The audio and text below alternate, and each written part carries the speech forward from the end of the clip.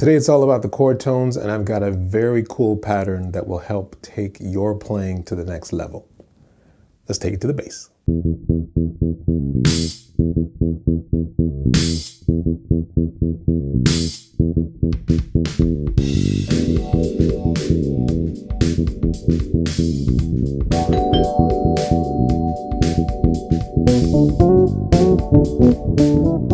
Friends and neighbors, welcome back to the Brownstone. I'm glad you're here. Today we are talking about chord tones. I've been thinking a lot about different patterns that have helped me in my improvising, whether it comes to soloing or walking bass lines or just coming up with bass lines for tunes. And I have a series of little patterns that will help you to change the way that you think about chords, so you're not just playing the same things over and over again. But today I'm just going to give you one pattern.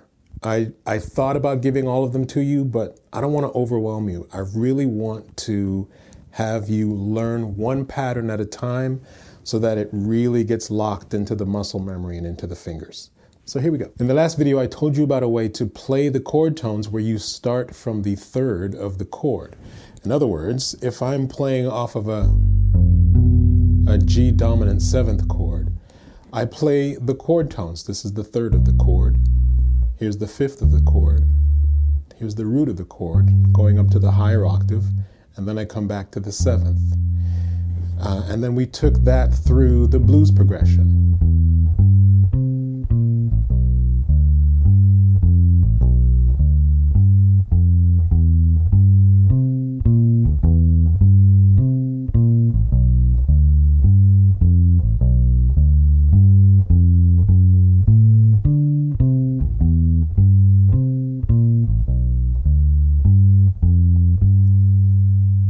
That was the whole pattern.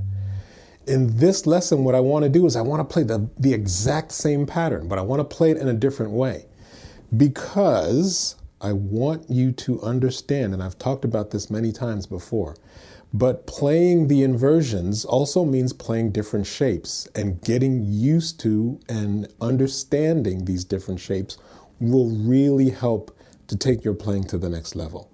So I mentioned this in a previous video where we talked about triad inversions. And the first inversion of a major triad has a particular shape to it. It's still the same notes. I'm playing off of a G major chord. So the third is G. The fifth is D at the fifth fret of the A string. And then I go up to the root at the fifth fret of the D string. That's the note G. But if I move the position of that B, B can also be found at the seventh fret of the E string. Same note. But if I leave the other two notes where they are, I have this pattern. Here's the third, here's the fifth, here's the root. Right? Last lesson we talked about this pattern. But I'm taking this pattern and I'm shifting the position of that B, which is the third of the chord, and moving it here. If you don't know what I mean by the third, check it out. Here's my G chord. And if I play the scale, that's the third note of the scale, the third.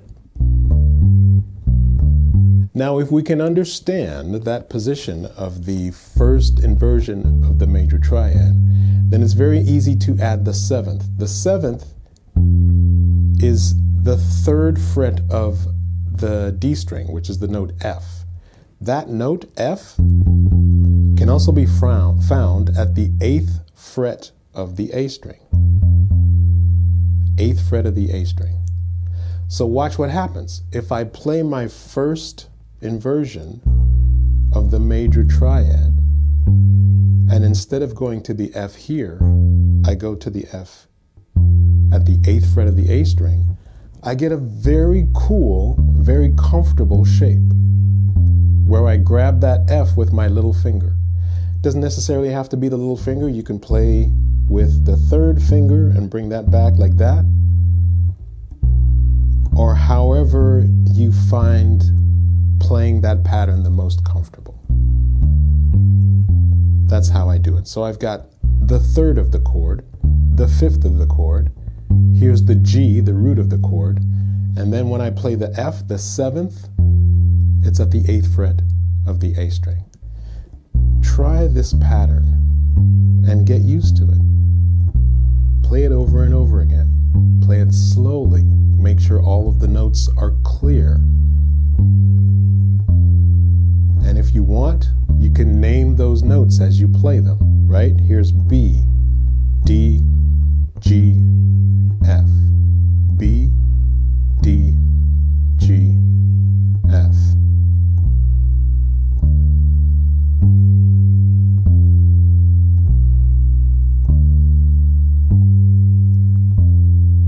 That's the pattern.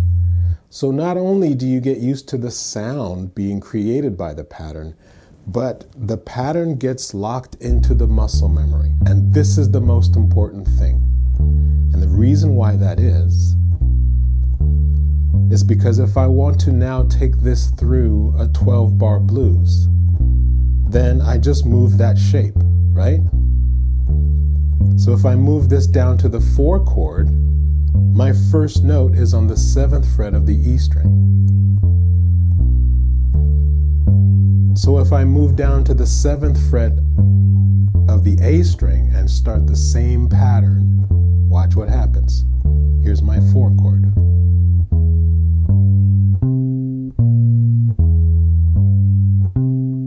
And I can come back.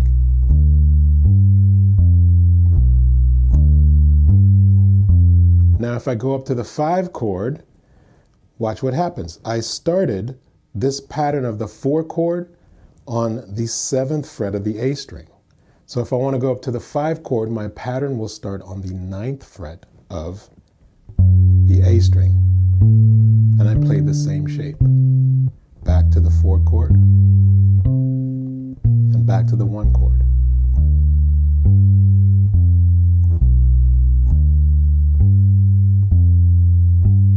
I'm going to play that again, and this time I'm just going to play it in time and I won't speak over it, so you can hear the sound being created by the pattern, because this is very important.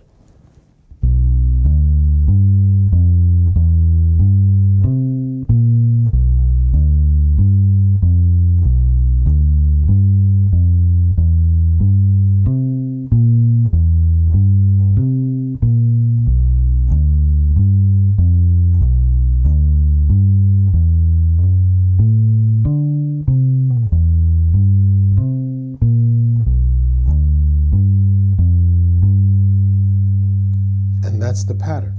If this doesn't make sense to you harmonically and you don't understand exactly what's happening and how it relates to the chords, then here's a simple thing that will help you to understand.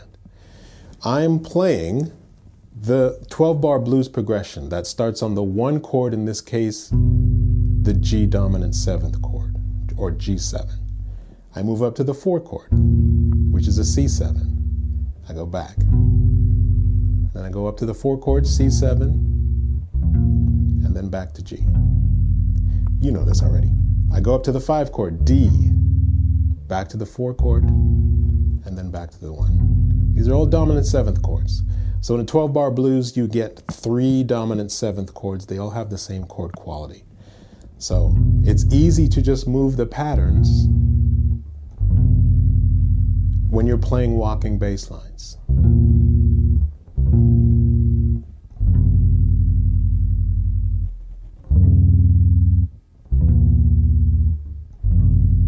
Hear that? Hear the sound that's being created?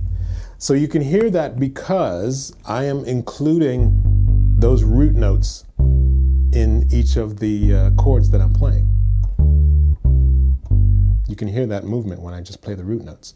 So what's happening here is we're not playing the root notes. We're outlining the harmony in a different way by starting each chord from the 3rd. Right? But if you want, you can try this pattern, which incorporates the root note into the shape that we just learned. And this is cool because what you can do is you can start from the root note and slide up to the 3rd, play the shape. If I do that, you hear those root notes being played for each of the chords, which is also very cool. But starting from the third gives you another way of outlining the harmony that is beautifully melodic and a viable option at any time. So check this out. I'm going to play this very slowly. This is going to be like a beautiful kind of slow blues. And this is a great bass line that you can play if you learn the pattern and then incorporate the root note of each of the chords. So here we go. 1, 2, 3, 4.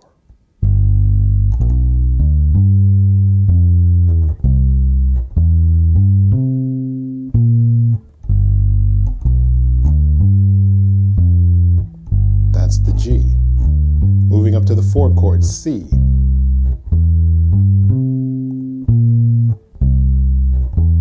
Back to the 1 chord, G.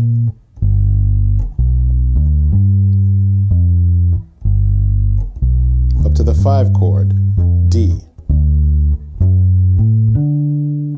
Back to C, 4 chord, and then back to the 1 chord.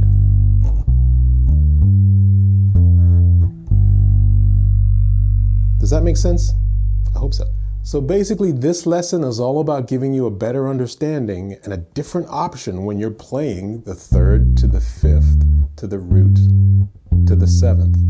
3, 5, 1, 7. Those are the degrees of the scale that I'm playing for this pattern. And then all I did was I changed the position of 2 of those notes. Same notes, different strings. So this becomes this.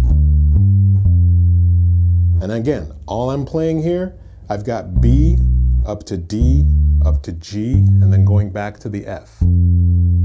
So I can do the same thing. Here's the B, now at the 7th fret of the E string. I go up to the D, same place it was before, at the 5th fret of the A string. The G is also the same place where it was before, at the 5th fret of the D string. And then at the 8th fret of the A string, I've got the F, which was here before, at the 3rd fret of the D string. That's a lot of information, but basically it's just taking this shape. 7th fret, 5th fret, 5th fret, and then go back to the A string at the 8th fret. 7th fret, 5th fret of the A, 5th fret of the D, 7th fret of the A. If you can get this pattern under your fingers and into the muscle memory, then guess what? You've already taken your playing to the next level. It's just a matter of understanding how it works with the chord, because you're starting from the 3rd instead of the root. And also practicing this shape so that it's comfortable under the fingers. So if you want, you can just play this over and over again until it's clear and in time and locked in so that your fingers always know where to go.